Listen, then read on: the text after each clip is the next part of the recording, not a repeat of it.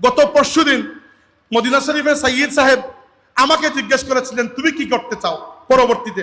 আমি কিছুই বলতে পারিনি, আমার আসলেই কোনো জবাব জানা নাই। তখন তিনি জিজ্ঞেস করেছেন তুমি কেন সেই কাজ করতে চাও না যেটা তোমার দাদা করে গেছেন। তো আমিও আপনাদেরকে আজকেই প্রশ্ন করতে চাই, আপনি কেন আপনাকে সেই জায়গায় দেখতে চান না যে জায়গায় আল্লাহ ফুলতুলি সাহেবকে পৌঁছিয়েছেন।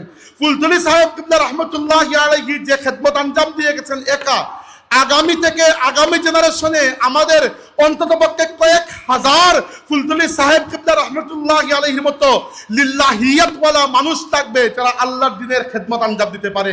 আল্লাহ রাব্বুল আলামিন এই সিলসিলাকে কবুল করুন।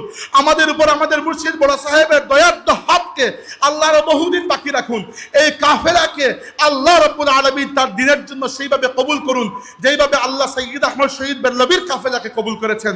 এই বাংলাদেশের মাটিতে আমরা কোনো অপান্তেও কিছু নয় যে আমাদেরকে যা ইচ্ছা টেক দিয়ে যেভাবে ইচ্ছা জুলুম করে আপনারা পার পেয়ে যাবেন। আলহামদুলিল্লাহ, আল্লাহ তাবারাকা ওয়া তাআলা কত সুন্দর দৃশ্য দেখিয়েছেন যে ফুলতুলি সাহেবের সেই সাজানো বাগান যেখানে বাংলাদেশের সংসদ সদস্য পদপ্রার্থী সবাই দোয়া নিতে আজকে এসেছেন। আল্লাহ তাবারাকা ওয়া তাআলা তার বান্দাকে এত মকবুল করেছেন যে তারা জানেন আল্লাহর এই ওলির দোয়া ব্যতীত, আল্লাহর ওলির মুরিদিন মুহিব্বিনের দোয়া ব্যতীত সামনে এগিয়ে যাওয়া কঠিন হয়ে যাবে। আপনারা অলরেডি জিতে গেছেন, এই মাস্তাক অলরেডি জিতে গেছে।